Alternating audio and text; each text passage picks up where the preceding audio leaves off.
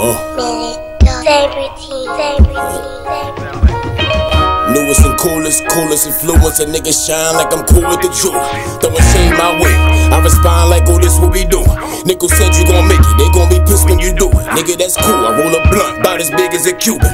We can bet, first nigga step, shit'll get ruined. Let that pen bleed, ask if I'm ready, I tell him indeed. Slide up, Bridge been a rider since a 10 speed. Man, how you doing, bro? Oh man, I can't complain. Just getting some air right now. Hopefully it's not too loud and everybody can hear me clearly. Oh yeah. But I'm definitely here, ready to answer any questions. Excited about the Survivor Series that just took place. I was happy with the battles and the turnout of the crowd. It was amazing. If you guys haven't seen it, go on, watch battlelive.com, order the pay-per-view. It's crazy, man. Yeah, no, it definitely is, man. So overall, what did you think about Survivor Series? You know, you guys came out to the DMV. What did you guys think about the turnout, things like that? Oh, I was impressed with the turnout, and I was also impressed with a number of things.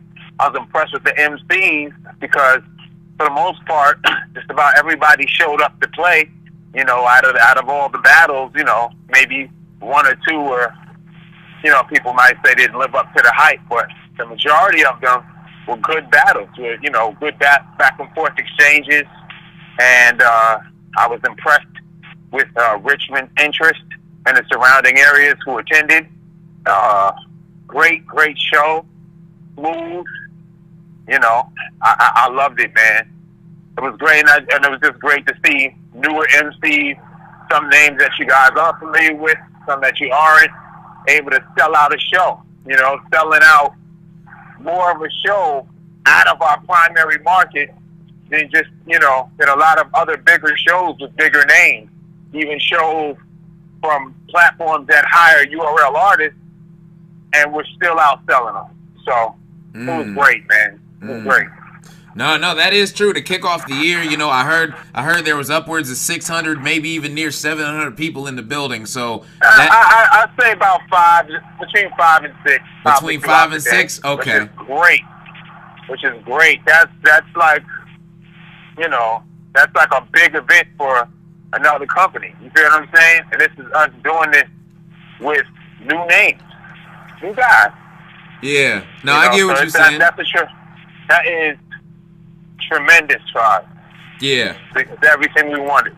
Yeah. Okay. Well, hey, let me ask you this, man. Shout out to let me shout them out real quick. Shout out to Wolfie Warship, man. What's your take on the whole Sprite thing, you know? Sprite. Oh my God. Yeah. I mean, I thought I was bugging at first, you know, but when I saw it, it's a Sprite, you know. But when at the end, when he's like, Sprite, I was just like, wow, you know. But I think it's more so, you know, Sprite has always been a trailblazer in terms of hip-hop. And, you know, they've done a lot of commercials, you know, based with a lot of different hip-hop artists over the years. So it's probably somebody in their creative department who they hired who's kind of in tune with what's going on. No, you good. It's New York. But it would have been nice. It would have been nice for them to write us a check and have Smack involved in some kind of way. But, you know, what am I going to do? Fight the corporate monster? That's why it's important for you guys to spread the word and tell them, yo, listen, you know, y'all got to pay homage and show love. You know, maybe sponsor an event, or maybe build a commercial around URL and an event or something like that. But, you know, what can you do, man? I definitely feel they definitely took that, for sure. Yeah. Okay. There's no way around it. I felt that way, too. Like, they even put the Smack beard on LeBron. That was... Oh, yeah, that was crazy. Yeah. I didn't even notice that. I got to go back and look. Yeah, go look. Like, when has LeBron ever had a beard that thick? Like, it's not, like, I don't know if it was like a look-alike LeBron or what, but like, it was like it looked like a 50-year-old LeBron with a big old Smack beard, so, you know. Word. Now, I mean, hey, listen, we embrace the corporate giants, man, but they can't just take from the culture without showing love, you know what I mean? Yeah. So I definitely think, like, they should, you know, possibly work some way in to incorporate us into something You know what I mean? And look out. But it's also on the brighter side of things. I mean, you know, you can be disgruntled and angry, or you can just make a decision and look at it from the perspective of, at least, you know, we're making enough noise as to where these companies are coming to get our flavor. You know what I mean? They want the URL flavor in some kind of way. So even if it's kind of a watered down version, you know, at least we're making noise and we're visible. So hopefully the next step is doing a campaign directly with them where we can directly benefit from it and in turn bring something back to the fans and the people. Okay. No, that makes sense. That makes sense. I like that. Well, also at Survivor Series, not to get away from that, you guys did have some Kenny Lewis merch, man. Now, I know there was some people that said some things about it. I think The Source made some comments about it. I'm not sure if you saw those. What'd you think about all that and what he said? Oh, man. I mean, you're damned if you do, you're damned if you don't. You know, Kenny Lewis merch wasn't the only merch. We had Goonies merch. We had Cake Life merch. Yeah, URL merch, but people tend to focus on what they can make a story off of, or, you know, what they can possibly look at to use to complain. But the thing that makes me laugh about it is Kenny Lewis doesn't exist. It's an imaginary character created by an individual who worked under our umbrella that URL directly brought into the culture. Yeah. And then moved on and went to work with Jay Black and others, and then utilized, made this fake character to push his agenda or to hate on the people who directly impacted his career and accepted him. So I don't understand why people are in an uproar. I saw something from Stars where he said, "Oh, I support URL's videos," which I appreciate, but if you wear the shirt, douchebag.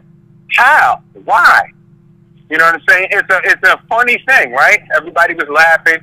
It's this fictional character. We decide to take it, utilize it, and monetize off of this character that is out to attack us. I could have easily said, "Yo, when I see you, I'm gonna knock you out," or took the violent route, or been angry about it, right? Yeah. Threaten this man, nothing. I didn't do any of that.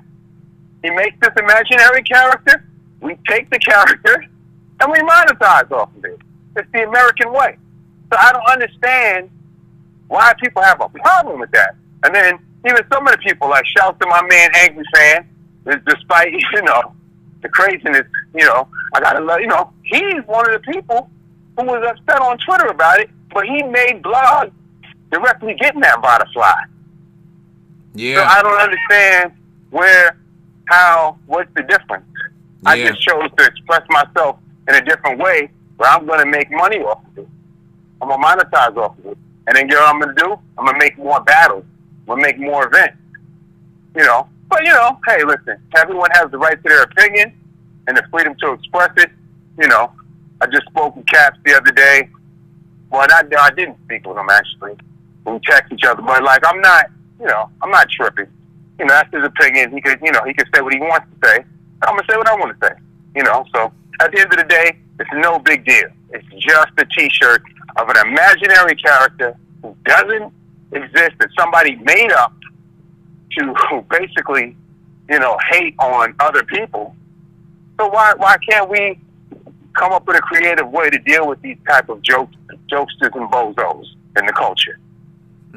Yeah, right? I get what you're saying. You know what I'm saying? Yeah. Or what? Or do we take the street route? Am I supposed to, yo, Ryder, when I see you, you pussy, I'm going to knock you out. Ah! Is that what I'm supposed to do?